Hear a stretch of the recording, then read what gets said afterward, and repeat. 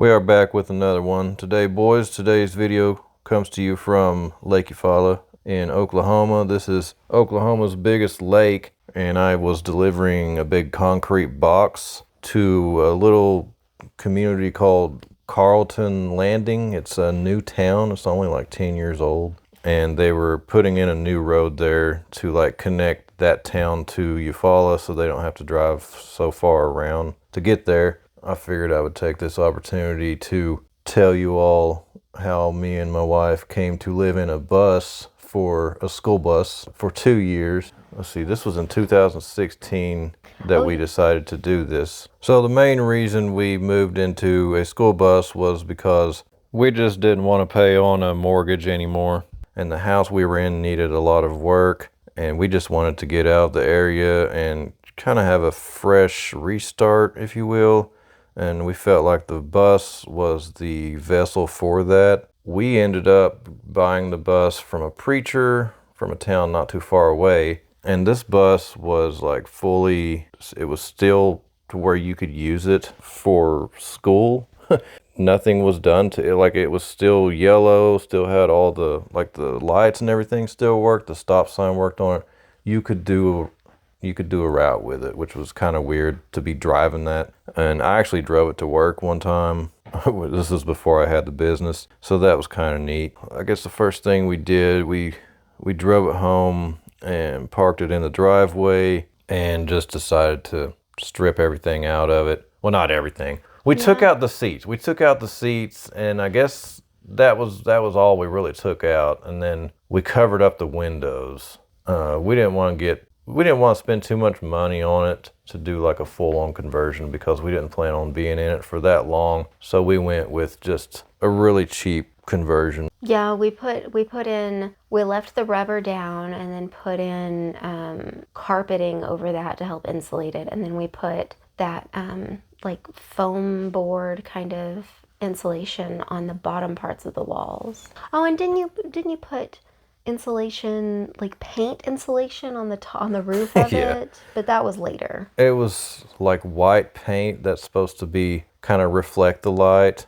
rather than absorb it and kind of insulate it. I don't know if it helped out because that bus had so many leaks that you're just constantly chasing leaks on that bus. We just got to where it's like, this is just how it is. There's nothing you can do about it. We did most of the work while we were still at the house, and we were sleeping on the floors in the house for a while because we moved out all the furniture. We moved out everything from the house into a storage unit, and some stuff we moved down to my parents because it was just so much stuff, and you couldn't fit a whole lot into the bus. All we could fit in there was a couch, TV, like a dresser, a little table with some of our cooking stuff, like a microwave and little tiny refrigerator, a queen size bed of all things, which took up like almost the whole width of the bus, and that was it. That was like all you could get in there. And I think it was a double bed. Well, I thought it was a queen because it went on that antique one. Oh, okay. Yeah.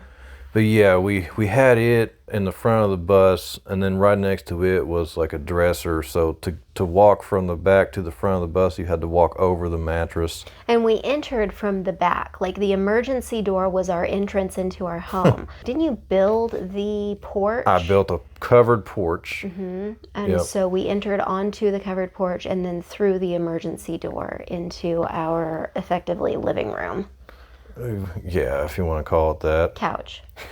I had a divider between the back part of the bus was like the living room where I had my huge TV, which was like 4 feet away from you when you're trying to watch TV. So it feels like you're in the front seat of a theater or something. I had like a blanket right there to try to divide the bus because I like to stay up late and I didn't want the light shining into where Rebecca was at. So I put that blanket up, but still it's like, it doesn't really feel like it's separating anything. It's still just one room with a blanket hanging from it, There was, just going back to, you mentioned what was still in the house whenever the last night that we lived there.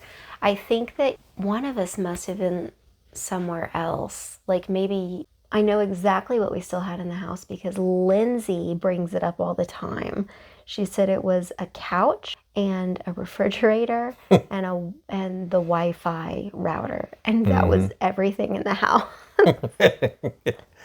A lot of people thought we fell on hard times, but like I was saying, the only thing that fell on hard times was our minds, probably, because it was kind of it was a risky thing to do, kind of a little out there. You know, most people don't just decide to live in a school bus. We're willing to try some new things. Yeah, we'll do a little bit of experimentation here and there, see what works for us, which is good. I think we've discovered a lot about both of ourselves by living that way. Yeah. Yeah, and where we parked the bus was on the land of some family members, and we parked it next to a shop, and we just ran a big power cord, like a really thick power cord, from the shop to the bus, and that was our source of electricity, which you could only plug so many things into it and run them at the same time, otherwise it would blow the breaker. If you wanted to use the microwave, you might have to turn off the air conditioner or the heater. It was stupid. Sometimes I was like, I'm gonna take that risk. I'm gonna be risky, and I'm gonna run the heater at the same time as a microwave, and then it ended up blowing the breaker. And it's like, crap, shouldn't have done that. Now we're in the dark out here in the bus. Now we have to go out through the rain to enter the shop to throw the breaker back. We had to shower at the gym on the way home from work, but we chose one that was on our route, like on the regular route home from work, which meant we couldn't choose one that was a 24-hour gym. So sometimes we'd get home after hours and we would have to boil a kettle of hot water, and if you turned on that kettle at the same time that you had the heater on, that would blow it every time. So you had to remember to turn the heater off, turn the kettle on, heat your water up, turn your heater back on, go out onto the porch, take your shower with your single gallon of like kind of warm water on the covered porch. And then go back in, and it was so cold on those nights. Oh my goodness, sometimes. I showered one time when it was raining, and I stunk real bad, so I was like, I'm just gonna go shower outside. The weather was okay, and yeah, it was a weird experience. I probably won't do it again. But it worked, sort of. Like, I don't think the rain was heavy enough to like really I don't wash. think it comes down hard enough Yeah, either. it doesn't. It just doesn't rinse things away. I think you have to have.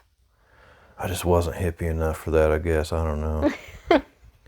But no, at the time, because we didn't say this, I was working for a truck company where I was working like between 45 and 55 hours a week, and she was working for the post office working 40 to 70 get 6 days a week. My second job, pretty much, which I didn't get paid for, was to go out and fix her vehicle after work.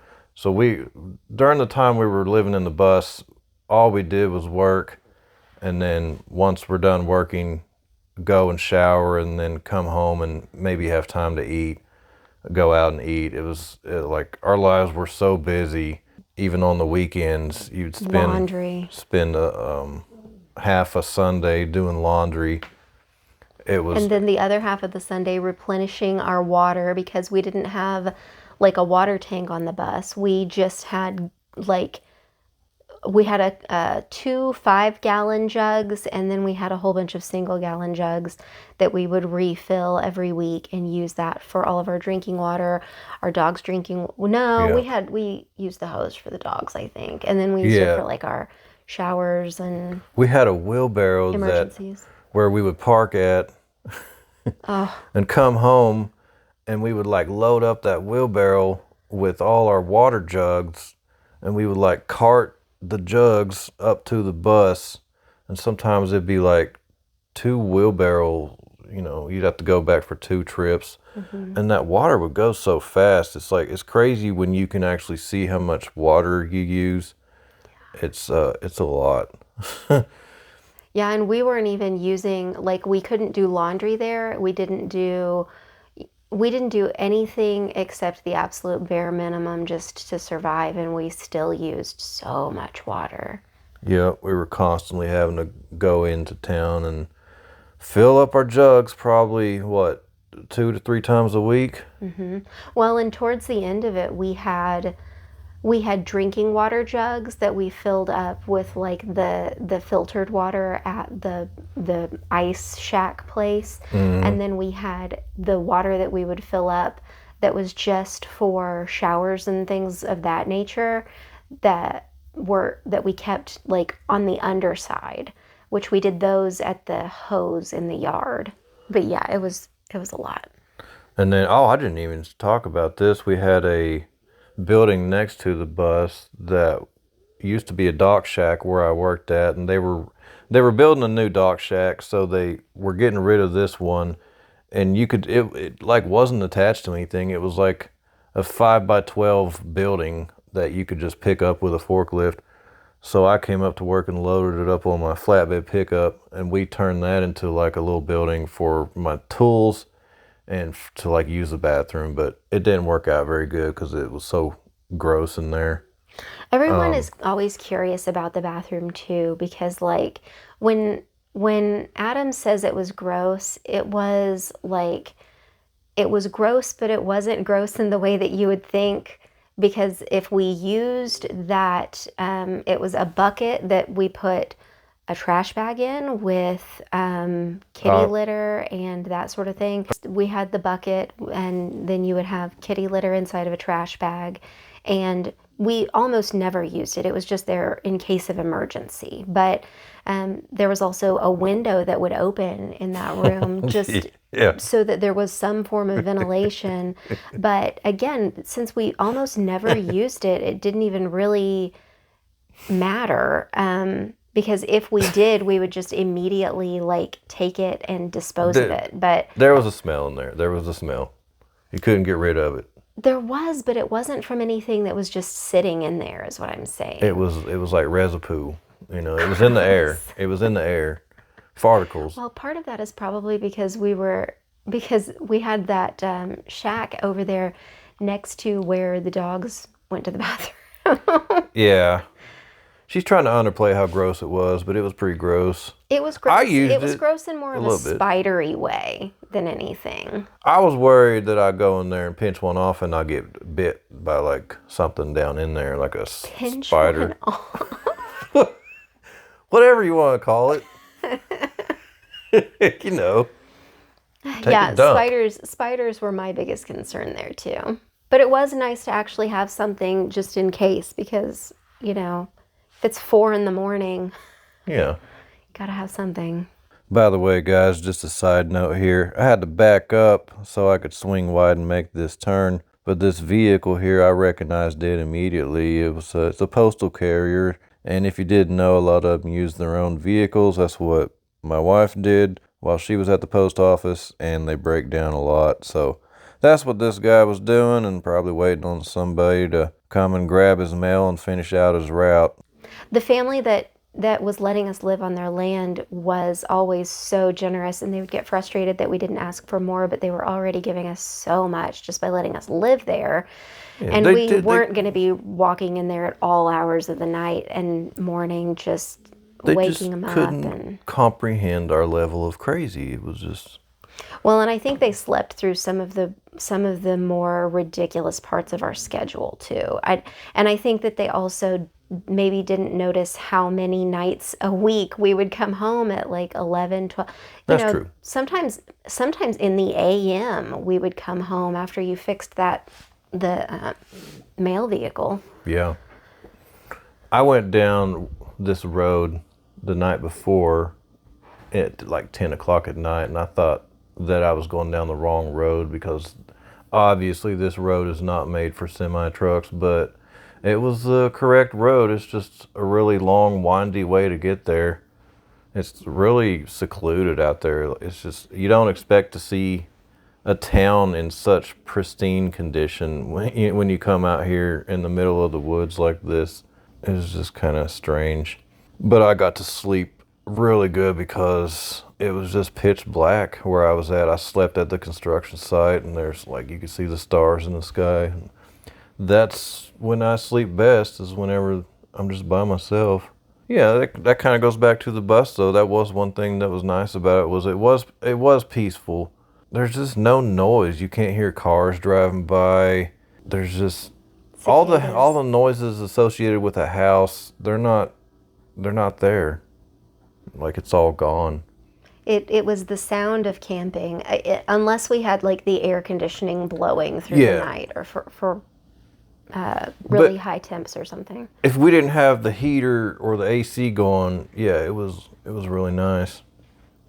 And whenever it was wintertime, it would be so cold in there, but you'd be like on the bed. We had heating blankets because it's more energy efficient, and a little warmer. And oh, to be in that warm bed when it was so cold, you slept so great.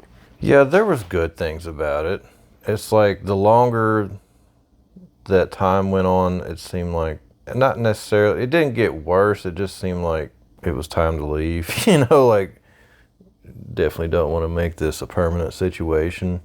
Right. Well, and when we got a little bit of financial flexibility, which is what we were trying to do in the first place, initially we were trying to get rid of the mortgage, but Adam decided to go independent, which was a fantastic choice. So we ended up pouring a bunch of money into that, and it just wasn't feasible for us to live there long enough to do both of those things. It was too much. So it was definitely time to leave. And I was happy to rent again because it just makes you appreciate like all those little tiny domestic things. Running water, love it. Yeah, hot water was awesome, especially for a shower. It's like I can just step into this room and it's there. I don't have to go to some stupid gym and deal with all that. It's amazing. And I was worried at first with the house that over time that I would like lose that appreciation, but I still think about it sometimes whenever I, just turn on the faucet. I'm like, it's really something that we all take for granted, because a lot of places we can't even drink the water that comes out of the faucet, and here everything is like so clean, well, for the most part. But yeah, I mean, it's kind of like it's like a small miracle that all that's able to even be a possibility for us. And the bus will definitely make you appreciate all that. We have so much more space for everything, but your head fits in this house. You can stand up straight. The garage is so much larger than that storage space. Plus, you've got room for the shop. We've got washer and dryer in the garage, which is a huge step up from having to go deal with it elsewhere. And doing dishes without having to boil water first, amazing. Hot showers, amazing. What was kind of disappointing for me was whenever we had to sell the bus, and I had to sell pretty much all of my materialistic possessions because I was in a situation to where I needed the money because the truck kept having problems, and I pretty much had emptied my 401k by this point. I just had to start selling all my stuff, and I had so much crap. It's weird that we lived in a bus where we had like nothing, but still on the outside, parked out there in the grass, was just all this crap out there. It was just out there collecting dust most of the time. I mean, I had an 88 F350, I had a gooseneck I pulled with it, I had a four-wheeler, I had a 2010 Mustang, and I had a trailer I pulled with the Mustang because I'm redneck like that. And I used the Mustang, I used that trailer to haul the four-wheeler. You would think I would use the flatbed pickup, but it was a gas hog. So I just would rather use the Mustang, show up in style, Everybody else has their Silverados and F-250s. I'm showing up in the Mustang, looking good. And the monster truck, can't forget that. The money pit, that's where most of my money went. Sold all that to keep the business going, and it was really a blessing at the end of the day, because all that stuff was just stress. It was unnecessary stress. And once it's gone, there's no stress anymore. And I didn't feel any desire to replace any of it. But the bus, I did have a lot of ideas for it because it had a really nice motor in it. It had a 7.3 liter industrial motor, which those are like bulletproof motors with low mileage. It only had like 120,000 miles. So I wanted to turn it into like a toy hauler. By this point, it's like I'm kind of done with that life, so just sold it. And some guy was going to like use it to put, he was really into trains, and he was going to turn into some kind of man cave and put a bunch of trains and stuff in it. I don't know if that ever panned out, because it was parked out on his property for a while, and then all of a sudden it was gone. So I don't know what happened to the bus, but it served its purpose. Yeah. You have things to say? I feel like we went through them a lot faster this time. We did. We got. I feel like we should have kept the 8 first minutes. audio. We redid this one. No. No? No. Well, We're keeping this audio. fine. We're keeping this audio. Most people haven't even made it this far anyway. There's like 2 people that are watching this, That's that are fair. going to be watching this. Most people click on a video and they watch about 2 seconds and they're done. It's got to be something that grabs your attention right off the bat, and a story about a bus, But that's fine. I'm not all about that clickbait. It hurts me at the end of the day when it comes to my views, but at I least feel like our first audio was clickbaity. I'm not saying the very first audio was organic. clickbaity. No, I'm not saying that. I'm saying other channels do that crap, and they get the views and everything, which is, I guess that's their end goal at the end of the day, but that's not mine. Mine is to just be authentic. And, if that means less views, then so be it. I really don't care. What else do you love about this house? Uh, Privacy from one another. Oh, yeah, privacy is amazing. Just to be able to go in one room and shut a door, just to have a door, it's like, Really it's amazing. I like that I have someplace I can bring in my plants. Like, I couldn't do that because we just didn't have the space. We don't have dogs hovering over us. We don't have stuff hanging all over the place. We had, So many magnets. when we were living in the bus, we didn't have Duo. A Duo's 95 pounds. We had a Solo, and he was 140 pounds. He's what the channel was named after Solo, because I started the channel after he died. But that's kind of dark.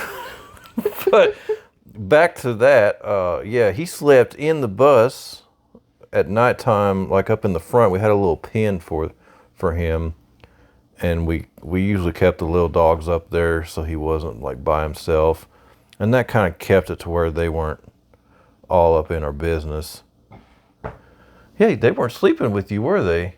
They were sleeping up there with him. Or did you sneak them in? I don't remember. I can't see those dogs sleeping without you. They'd probably be whining. I think the pen was mainly for Solo, so he had somewhere to lay where he wasn't on top of us, because he was freaking huge.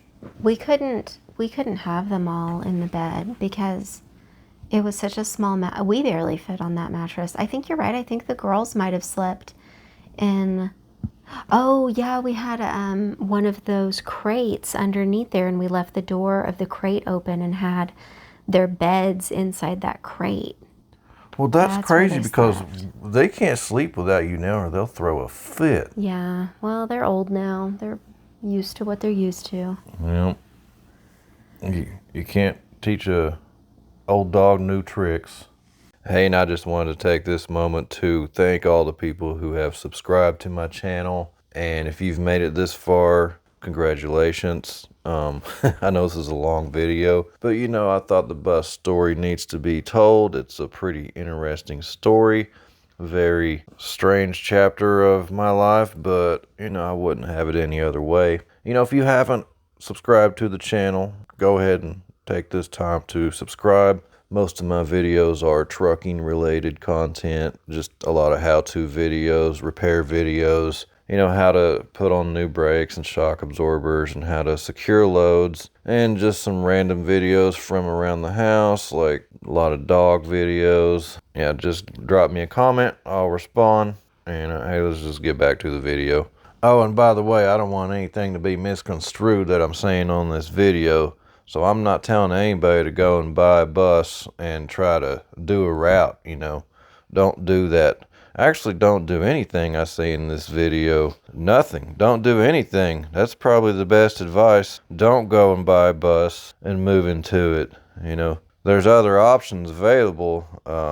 You know, there's apartments, there's houses, there's being homeless. And I mean, there's a lot of other better situations than living in a bus. I would not suggest it. Unless you're just those kind of people. There are some weird people that just like struggling. I don't know. I don't understand it. And there also are those people who act like they've went through a struggle when they live in a bus that has been, you know, they've spent 150 grand on a conversion. It's like, that ain't no struggle.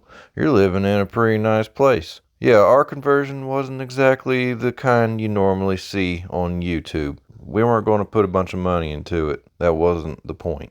This part of the video, I think, yeah, that to my left right there is the lagoon. There's 3 of them for this Carlton Landing.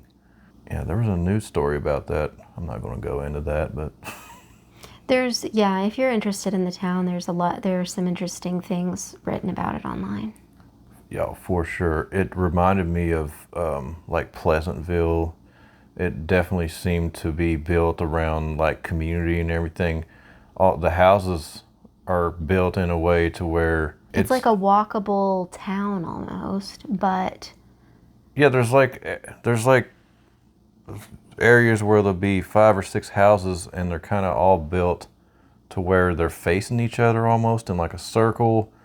It's just really based to where you can talk with your neighbor and, you know. communal, but it almost looks like in an artificial way. And I don't know why I would use that word, but that is the word that I'm going to go with. Yeah, and it makes me uncomfortable for some reason. It would feel like if I was there that it would be an obligation to be that social little butterfly out there, and that's not me. I like to be a hobbit sometimes, and I feel like you know, people would be talking about me in the community. That guy's always in his house. That guy's always working on something. That guy's always talking about his bus. You know, like, I don't know. I just don't feel like I could be a part of that. It doesn't fit me. But if that's, I mean, there's a lot of people who are very extroverted and who like to chat, and that'd be perfect for them. It'd really be good for retired people. That's what it really reminds me of, is like a retirement community. Yeah, there's a lot of vacation homes there. There's a lot of Airbnbs, people that have bought out the houses and they're just renting them out to people in the summertime. The original intent of the place, which was, I was watching the video from back in like 2013, was for it to be this like really close-knit community. But from what it looks like, if you actually lived there, it looks like probably the houses around you are going to be empty a lot. There's going to be people moving in and out of them. So that'd be kind of a weird situation to be involved in. I don't know if I'd like that, but I don't know. This is the road that is going to connect that little town to Eufaula, which is a much larger town. I barely even consider Carlton Landing a town. It's just not town in the sense I know a town to be. It doesn't have a post office. It doesn't have a police department. It doesn't have a fire department.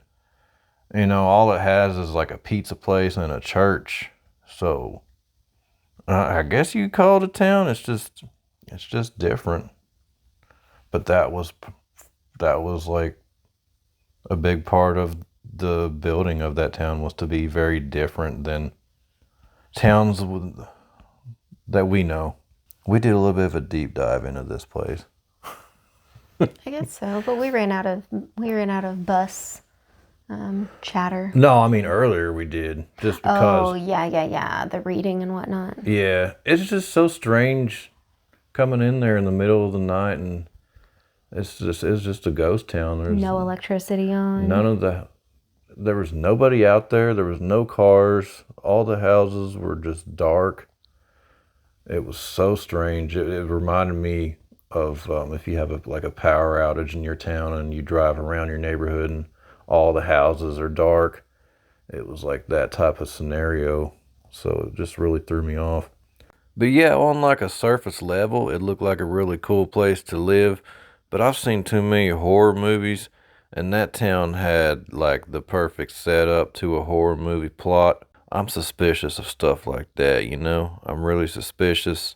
In my lifetime, if something is too good to be true, and normally is, there's usually something underlying that you don't really find out about till maybe you really get in the thick, get in the weeds, and then it's too late. Hey, for all you people who stayed till the end, I got some bonus footage for you. This is a video that was taken when we first moved into the bus back in, I guess it was 2016. This video was taken with my flip phone at the time because I loved flip phones. So enjoy it. Alright, here's the place.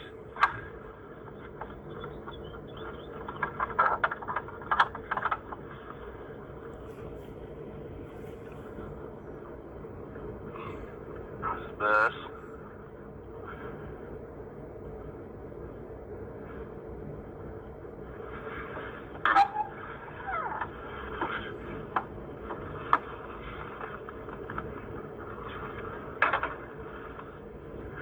Here's the inside.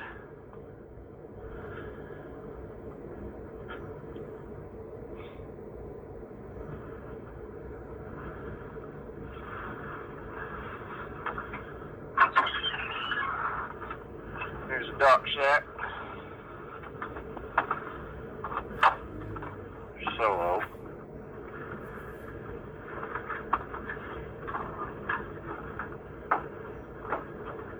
Got all my tools in here.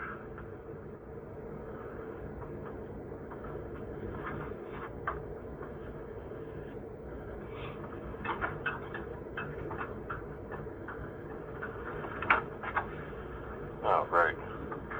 There's a shitter and somebody got to the toilet paper. Move.